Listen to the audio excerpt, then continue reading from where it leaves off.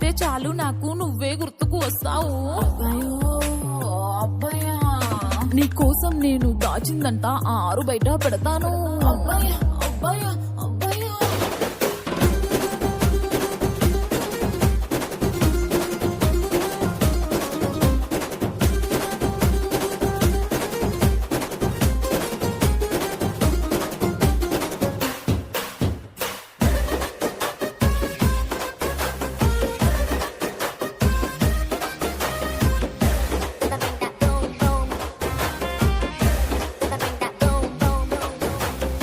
మాటేళ్ళకొస్తావని ఓరబ్బయ్యా తమలపాకు కడిగి పెడితిని, ఒక్క కోసం ఎదురు చూస్తేని పరిలేమన్నావు